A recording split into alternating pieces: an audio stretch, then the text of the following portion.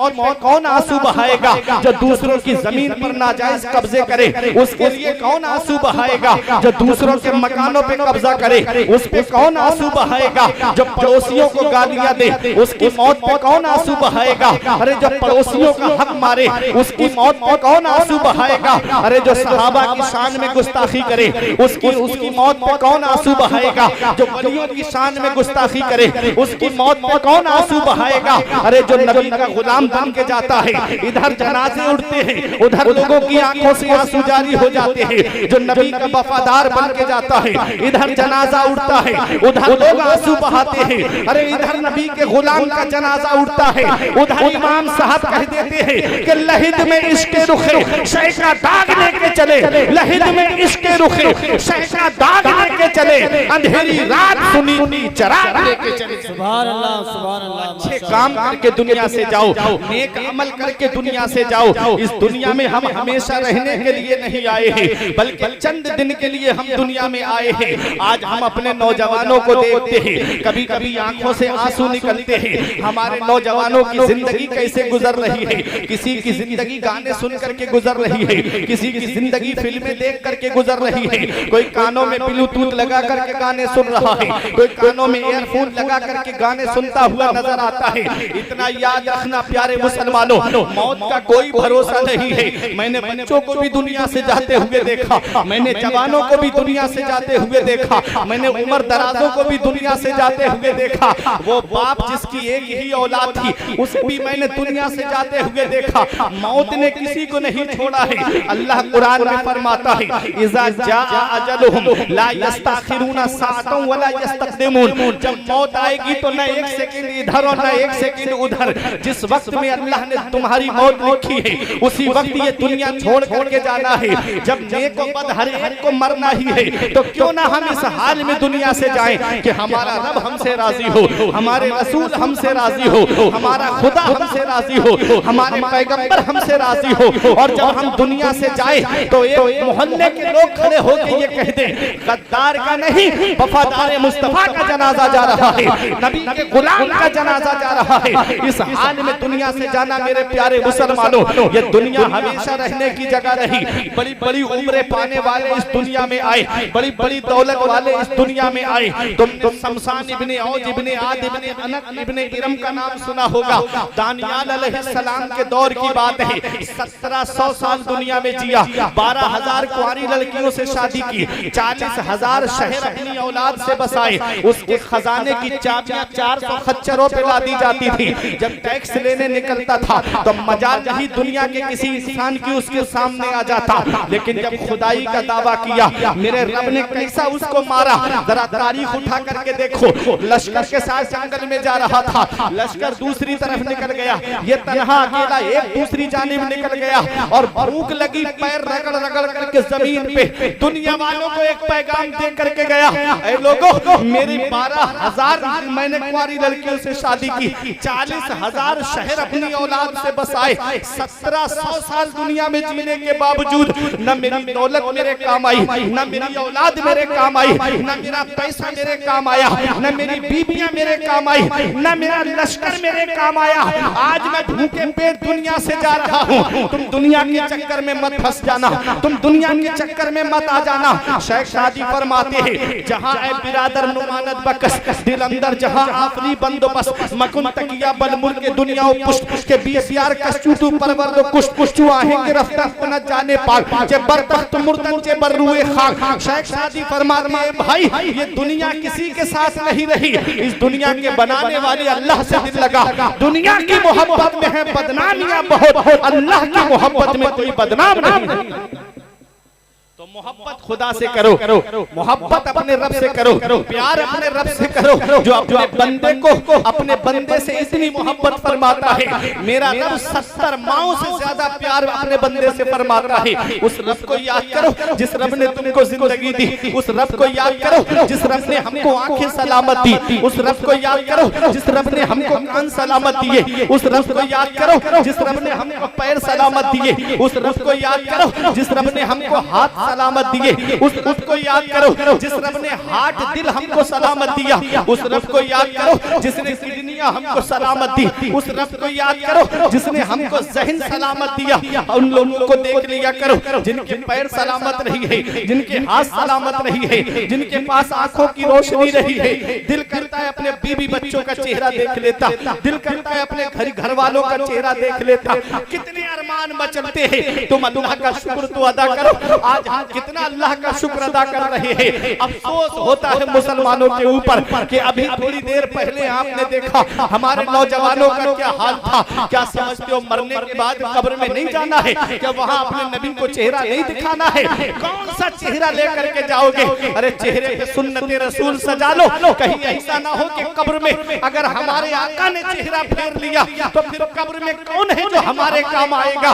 इसी को आला हजरत ने यूं कहा था, उनको रहम आए तो आए वरना वो करीमान है क्या होना है। छुप के लोगों से किए जिसके गुनाह वो खबरदार है क्या होना है। कल तो दीदार का दिन है और यहाँ आंख बेकार है क्या होना है। हाय बिगड़ी तो कहाँ आकर नाव आए मझधार है क्या होना है। आज हम दुनिया में फंस करके रह गए, अपने रब को भूल गए, अपने रसूल को भूल गए, अपने पैगंबर को भूल गए, हम औलिया किराम के फरमान को भूल गए। कभी सोचा है इन वलियों ने जिंदगी कैसे गुजारी? क्या गौसे आजम के पास औलाद नहीं थी? क्या गरीब नवाज के पास औलाद नहीं थी? अरे गौसे आजम की 4 बीवियां थी, 49 औलाद थी। क्या उनके घर का गुजारा कैसा चलता था? आज 2-3 बच्चे हमारे यहाँ पर हो जाएं, हमको जहन में फिक्र लाहिक हो जाती है, इनकी शादियां कैसे करूंगा, इनके लिए कमा करके कैसे लाऊंगा। हालात आज हमारे घरों के ये होते जा रहे हैं। इतना याद रखना प्यारे मुसलमानों, गौसे आजम की 49 औलाद और 4 बीबियां। हम पूछा घर का गुजारा कैसे होता है तो कुरान की आयत करीमा ने हमें पैगाम दे दिया कि मन यत्तकिल्लाह यजअल लहू मखरजन व यरज़ुक़हु मिन हैसु ला यहतसिब व मन यतवक्कल अलल्लाहि फहुव हस्बुह। जो अल्लाह से डरता है अल्लाह उसके निजात का रास्ता निकाल देता है और ऐसी जगह से रोजी अता फरमाता है जहां से बंदे का वहमो गुमान भी नहीं। तो भरोसा रब की जात पे करो, भरोसा अल्लाह की जात पे करो। ये औलिया किराम ने अपने रब की जात पे भरोसा किया, इसलिए दुनिया आज इनको याद। जो अल्लाह को याद किए बिना दुनिया से चला जाता है लोग उसे भूल जाते हैं, और जो अल्लाह को याद करके दुनिया से जाता है लोग उसे याद करते हैं। इन औलिया किराम ने क्या किया अपनी जिंदगी में? कोई इलेक्शन तो लड़ा नहीं था, बस बैठे रहे, कमरे में बैठे रहे। और आज लोग कहां कहां से खिंच करके इनके आस्थाने पे आते। हम सो के उठ भी नहीं पाते और कई क्विंटल फूल गरीब नवाज के आस्थाने पे चढ़ जाते। लोग लाखों रुपये खर्च करके गौसे आजम के आस्थाने पे जा रहे हैं, लोग हजारों रुपये खर्च करके शाहमदार के आस्थाने पे सिर्फ हाजिरी देने। वजह क्या है? कभी सोचा है आपने? मन काना लिल्लाही काना अल्लाहु लहू। जो अल्लाह का हो जाता है फिर सारी खुदाई उसकी हो जाती है, फिर अल्लाह उसका नाम मिटने नहीं देता है, अल्लाह उसका नाम लोगों के दिलों में डाल देता है। औलिया किराम को जो हम याद कर रहे हैं ये अपने रब से डरते थे, दुनिया में किसी से नहीं डरते थे। और जो अल्लाह से डरता है फिर सारी खुदाई उससे डरती है, वो किसी से नहीं डरता। आप देख लो दुनिया में हम आए हैं, आज हमारी जिंदगी के हाल ऐसे बन गए। कुरान में रब फरमाता है अल्हाकुमुत तकासुर हत्ता ज़ुरतुमुल मकाबिर। माल की ज्यादा तलबी ने तुम्हें गाफिल रखा, यहाँ तक के कब्रों का चेहरा देख लिया। आज माल की ज्यादा तलबी ने हमको गाफिल रखा। ये मकान बन गया, अब इसमें प्लास्टर हो जाए, प्लास्टर हो गया, इसमें टाइल लग जाए, टाइल लग गई, अब इसके अंदर पत्थर लग जाए, पत्थर भी लग गया, 4 सीलिंग हो जाए, 4 सीलिंग भी हो गई, अब अलग अलग किस्म की लाइटें लग जाए। जो हमारी कीमती जवानी थी वो हमने मकान की नजर कर दी, मस्जिद सूनी कर दी। जब बुढ़ापे में पैर की उंगलियों ने जवाब दे दिए, जब हाथ की हड्डियों ने जवाब दे दिए, तब चले हम मस्जिद की तरफ। जो जवानी का आलम था, बुजुर्गों ने कहा था कर जवानी में इबादत का हिडी अच्छी नहीं। जब बुढ़ापा आ गया कुछ बात बन पड़ती नहीं। अरे जिम के अंदर जाकर के नौजवानों 50 किलो वजन उठा लेना बहादुरी नहीं है, फजर के वक्त लिहाफ हटा देना ये सबसे बड़ी बहादुरी है। तब बहादुर माने जाओगे। इतना याद रखना, अपने रब को याद करके दुनिया से जाओ। हमने देखा है औलाद माँ बाप को 1-2 साल में भूल जाती है। बड़े बड़े अजीज दुनिया से चले गए, बस चंद दिन आंसू बहाए जाते हैं, फिर उसके बाद वही कुसुम कुर्सी का आलम है। हमारे बुजुर्गों ने कहा सबसे बड़ा अक्लमंद इंसान वो है जो अपनी नेकी खुद करके जाए, और सबसे बड़ा बेवकूफ इंसान वो है जो अपनी नेकी दूसरों पे डाल के जाए। आज जिस औलाद को मोबाइल चलाने से फुर्सत नहीं मिलती, व्हाट्सएप देखने से फुर्सत नहीं मिलती, यूट्यूब चलाने से फुर्सत नहीं मिलती, क्या समझते हो वो कब्र पे जाकर के कुरान पढ़ेगी? क्या समझते हो वो कब्र पे जाकर के इंसाले सवाब करेगी? नहीं। हमारे बुजुर्गों ने कहा अपनी नेकी खुद करके जाओ। इल्मी साहब फरमाते हैं पढ़ के तू कुरान को अब जमा कर ले कुछ सवाब, पढ़ के तू कुरान को अब जमा कर ले कुछ सवाब, कब्र पर फिर कौन आए फातिहा के वास्ते।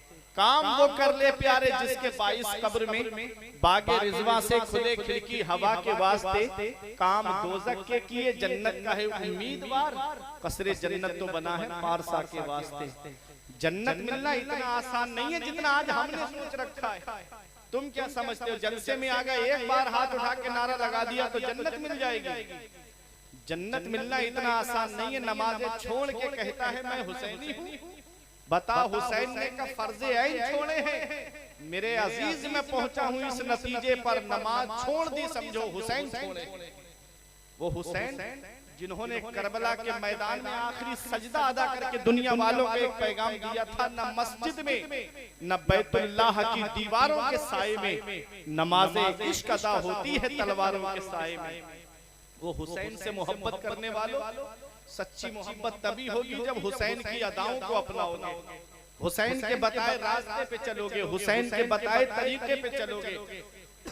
विलायत करामत दिखाने का नाम नहीं है, विलायत इस्तिकामत का नाम है।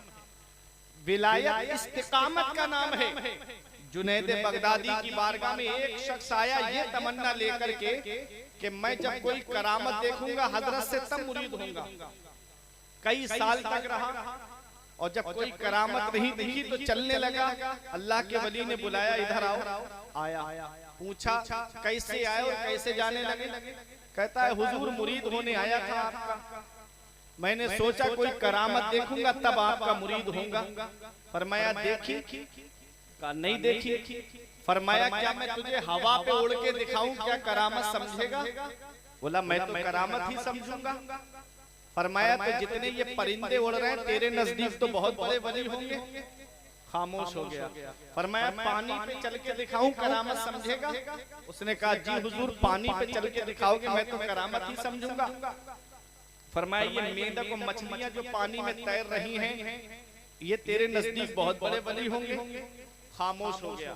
फरमाया ये बता इतने साल से तू हमारी बारगाह में है, क्या तूने कभी हमारी नमाज कज़ा होते हुए देखी?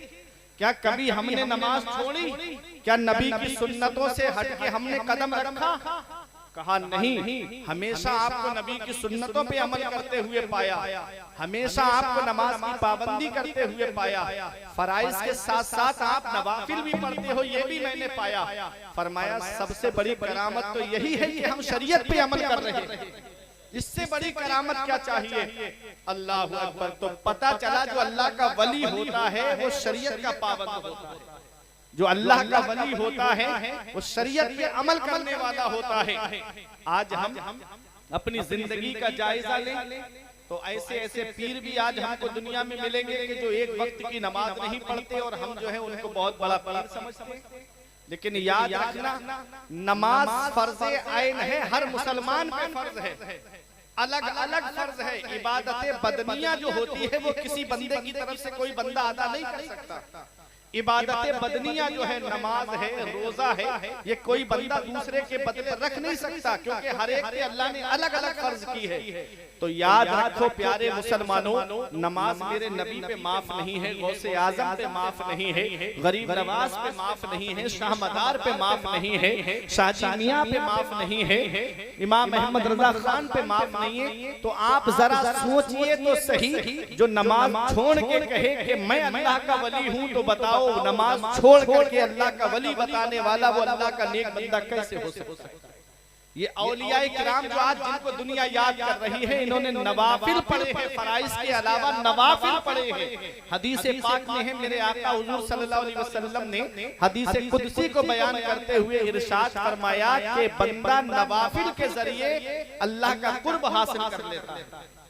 अल्लाह फरमाता है फिर वो मेरी आंख बन जाता है, मैं उसकी आंख बन जाता हूँ जिससे वो देखता है, मैं उसके हाथ बन जाता हूँ जिससे वो पकड़ता है, मैं उसके पैर बन जाता हूँ जिससे वो चलता है। पता चला ये पैर का जो मामला है, हाथ का जो मामला है, ये पैर तो उस वली के होते हैं लेकिन ताकत खुदा की होती है। आंख तो उस वली की होती है लेकिन इसमें जो जलवा होता है वो खुदा का होता है। मैं मेरे प्यारे मुसलमानों, इन औलियाए किराम ने अपने रब को राजी किया है, अपने रसूल को राजी किया है, इसीलिए दुनिया आज इनको याद कर रही है। तो अपनी आखिरत को याद करो। जन्नत मिलना इतना आसान नहीं जितना आज हमने सोच रखा है।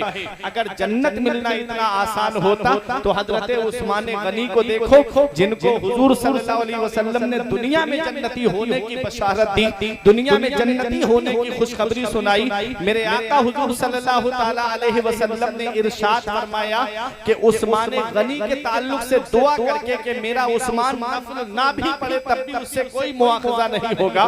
वो हजरत उस्मान गनी जब जब कब्रिस्तान के करीब से गुजरते, खड़े होकर इतना रोते कि आंखों से आंसू निकलने लगते और आंसू जमीन पे गिरने लगते।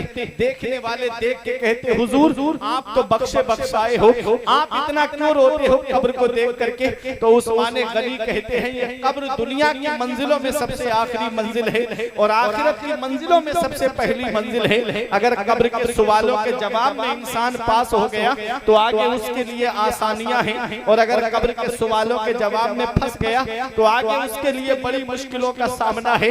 आज हम कब्र को भूल गए, आज हम कब्र की काली कोठरी को भूल गए, आज हम कब्र की सख्तियों को भूल गए, आज हम कब्र की वहशतनाकी को भूल गए, आज हम कब्र के अंदर कीड़े मकोड़ों को भूल गए। कभी बरसात का जब मौसम आए तो कब्रिस्तान के अंदर आकर के देख लेना, मिट्टी का कोई कॉलम खड़ा हो या सीमेंट का कोई कॉलम हो, उस पर आकर के देख लेना बारिश की वजह से जमीन के कीड़े ऊपर आ जाते हैं। कभी उन कीड़ों की तरफ देख लेना, कैसा कैसा कीड़ा जमीन के अंदर है और जिस्म के इंसान का क्या हाल करता होगा। इसलिए मेरे प्यारे मुसलमानों, आज हमारे यहाँ पर लाइट चली जाए, अंधेरा हो जाए, हम डरने लगते हैं।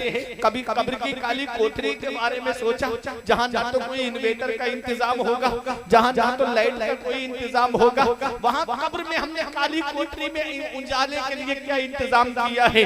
अल्लाह अकबर। हमारे बुजुर्गों ने कहा जब इंसान नमाज पढ़ता है और जब आज़ाए वुजू नमाज में जो आज़ा धोए जाते हैं, मेरे आका हुजूर सल्लल्लाहु अलैहि वसल्लम के गुलामों, हमारे बुजुर्गों ने फरमाया वो आज़ा जो वुजू में धोए जाते हैं वो कब्र के अंदर रोशनी का काम करेंगे। उन आज़ा से कब्र में रोशनी फूटेगी। नमाज पढ़ोगे तब ना कब्र में रोशनी होगी, अल्लाह की इबादत करोगे तब ना कब्र में रोशनी होगी। आज हम तो दुनिया में आकर के ऐसे घिर गए दुनिया के अंदर, बस माल जमा करना है।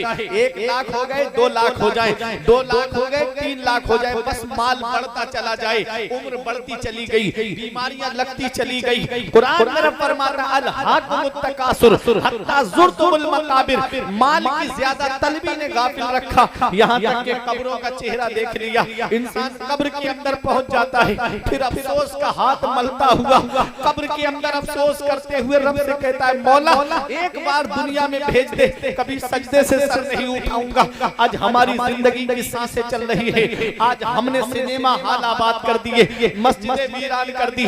मस्जिद के बाहर देखो लोग बैठे रहते हैं और अंदर जाकर के देखो तो वही गिने चुने चंद नमाजी जो 5 वक्त नमाज में आते हैं, वही मस्जिद में अल्लाह की इबादत करते हुए नजर आते हैं। क्या तुम्हें इसी काम के लिए पैदा किया गया था कि चौराहों पे बैठ करके इधर उधर की बातें करो? क्या तुम्हें अल्लाह ने इसलिए दुनिया में भेजा था कि तुम दुनिया में जाकर के इधर उधर की बातें करके गुनाहों के अड्डों को आबाद करो? कुरान में फरमाता है वमा खलक़तुल जिन्ना वल इंसा इल्ला लियअबुदून, रब फरमाता है हमने जिन्नात और इंसान को सिर्फ अपनी इबादत के लिए पैदा किया गया है। अब इबादत के लिए हमें पैदा किया गया, उसी के लिए हमारे पास वक्त नहीं है, उसी के लिए हमारे पास टाइम नहीं है। फेसबुक चलाने के लिए हमारे पास वक्त है, व्हाट्सएप चलाने के लिए हमारे पास वक्त है, वक्त नहीं नहीं तो अल्लाह की इबादत के लिए हमारे पास वक्त नहीं है, हम कौन सा मुंह लेके जाएंगे कब्र के अंदर? कभी सोचा है प्यारे मुसलमानों, कब्र के अंदर बड़ी सख्तियां है। इमाम इश्क मोहब्बत ने कहा था उनको रहम आए तो आए, वरना वो कड़ी मार है क्या होना है। छुप के लोगों से किए जिसके गुनाह, वो खबरदार है क्या होना है। जहाँ बाप बेटे को दफन करके चला आता है, बेटा बाप को दफन करके चला आता है, रिश्तेदार रिश्तेदार को दफन करके चला आता है, पड़ोसी पड़ोसी को दफन करके चला आता है, उस काली कोठरी में कौन है जो हमारे काम आता है? तो अपना रिश्ता नबी की बारगाह से मजबूत कर लो। जहाँ औलाद बाप के काम नहीं आती है, जहाँ बाप औलाद के काम नहीं आता है, वहाँ मदीने वाले मुस्तफा अपने उम्मतियों के काम आते हैं, अपने आशिकों के काम आते हैं। इसलिए ये कहते हुए दुनिया से जाओ कि कब्र में सरकार आए तो मैं कदमों पे गिरूं, जब फरिश्ते मुझे उठाएं तो मैं उनसे यूं कहूं अब तो पाए नाज से मैं ऐ फरिश्तों क्यों उठूं, मर के आया हूं यहाँ इस दिलरुबा के वास्ते। कब्र में लहराएंगे ता हश्र चश्मे नूर के, कब्र में लहराएंगे ता हश्र चश्मे नूर के, जलवा फरमा होगी जब तलअत रसूलुल्लाह।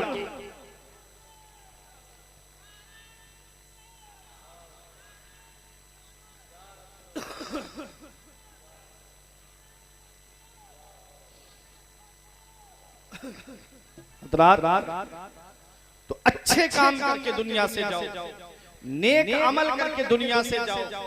अब एक बात बताता हूँ, उसके बाद अपनी तकरीर मैं खत्म करता हूँ। आओ जरा देखो हालात, वाकया तवज्जो के साथ मेरी तरफ मुतवज्जे होकर के सुनिएगा।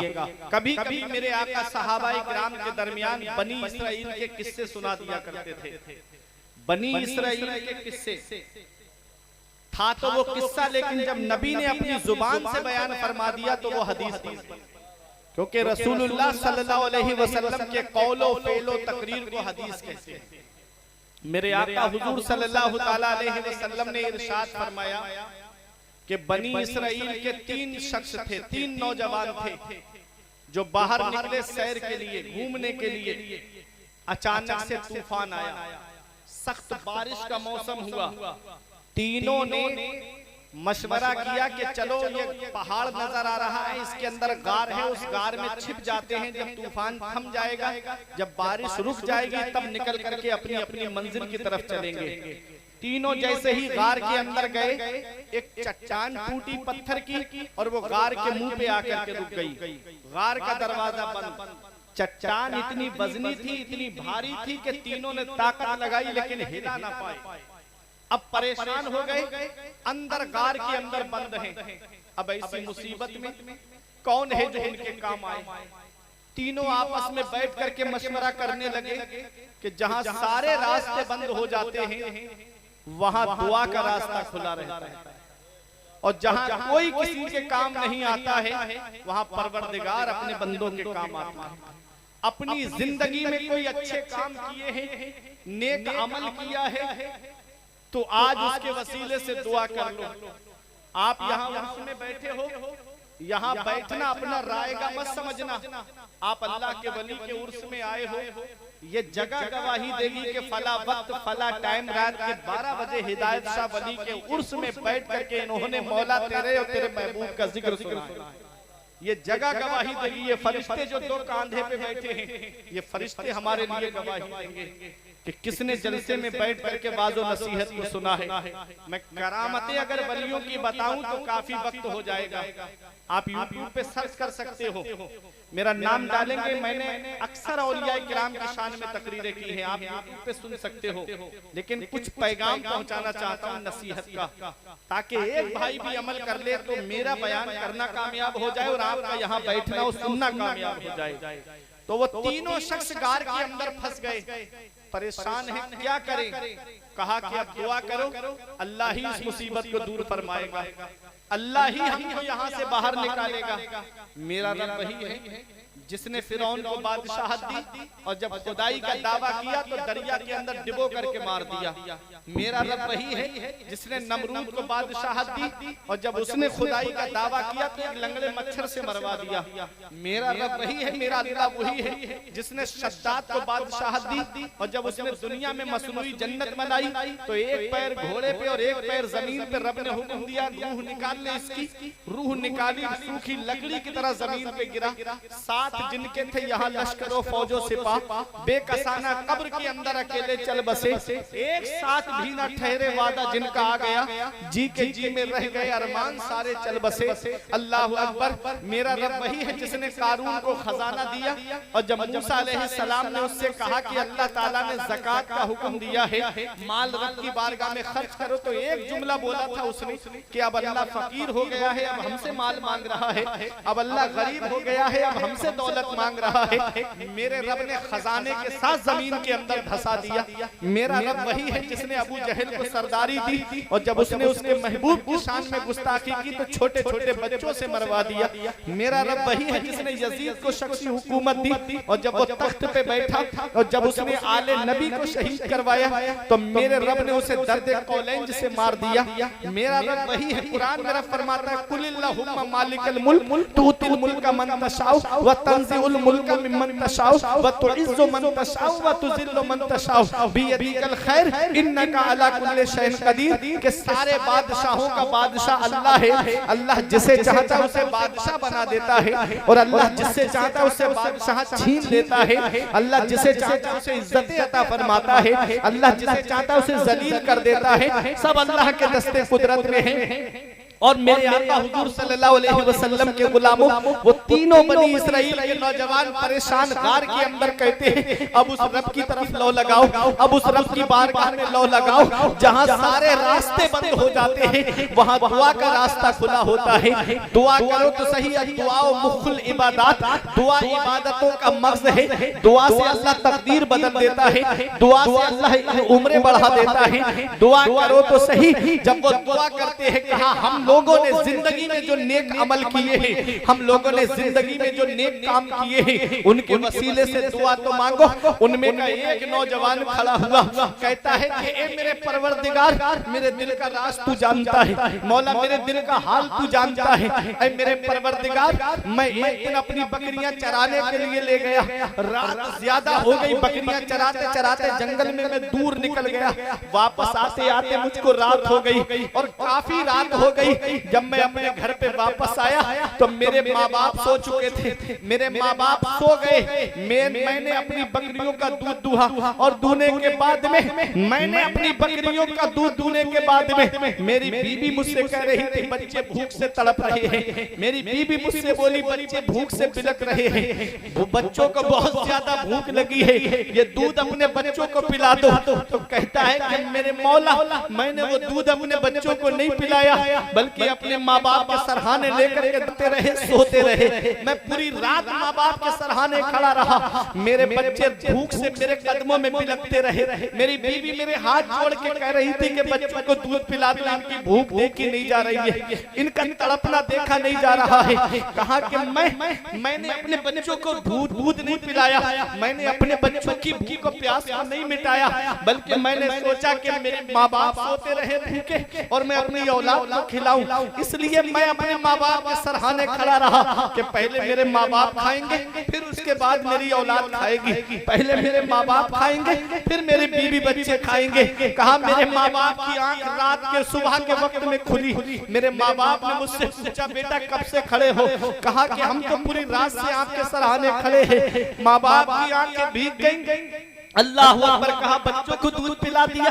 कहा नहीं, पहले मैंने सोचा आप दूध पिएंगे फिर उसके बाद मैं अपने बीबी बच्चों को पिलाऊंगा। अपने माँ बाप को दूध पिलाया, माँ बाप सिकम शहर हो गए, उनका पेट भर गया, फिर वो आराम से लेट गए, फिर अपने बीबी बच्चों को दूध पिलाया। उसके बाद कहता है मौला ये अमल मैंने सिर्फ तेरी रजा के लिए किया है, ऐ मेरे परवरदिगार ये काम मैंने सिर्फ तेरी रजा के लिए किया है। अगर मेरी ये नेकी तेरी बारगाह में कबूल है तो मौला इस पत्थर को हटा दे। अल्लाह अकबर। मेरे आका इरशाद फरमाते हैं कि पत्थर चट्टान जो थी वो थोड़ी सी खिसक गई। अल्लाह अकबर। ये माँ बाप है, माँ बाप के साथ हुस्न सुलूक करने से अल्लाह ताला उम्र में बरकतें देता है। माँ बाप के साथ नेक सुलूक करने से अल्लाह ताला कारोबार में बरकतें देता है। लेकिन आज हालात ऐसे बनते चले गए, आज माँ बाप एक एक पैसे के लिए परेशान है और बेटा है कि होटलों में वेटरों को टिप देकर करके आ रहा है, इधर माँ बाप एक एक पैसे के लिए तरस रहे हैं, और बेटा है उम्र के टूरों पे टूर करता नजर आ रहा है। इधर माँ बाप दवाई के लिए परेशान, उधर बेटा अजमेर की बड़ी डेग में पैसे डाल कर आ रहा है। इधर माँ बाप दवाई के लिए तरस रहे हैं और बेटा नैनीताल की ट्रिप पे जा रहा है। इतना याद रखना नौजवानों, मदीने वाले मुस्तफा इरशाद फरमाते हैं, जिससे उसके माँ बाप राजी है उससे अल्लाह राजी है, उसका रसूल राजी है, और जिससे माँ बाप नाराज उससे ना अल्लाह राजी है ना उसका रसूल राजी है। अगर तुम चाहते हो कि अल्लाह कारोबार में बरकतें दे, अगर तुम चाहते हो अल्लाह उम्र में बरकतें दे, अगर तुम चाहते हो अल्लाह तुम्हारे घरों में सुकून नाज़िल फरमाए, तो अपने बूढ़े माँ बाप को राजी कर लो। अगर माँ बाप घर में जिंदा है तो उनकी खिदमत कर लो।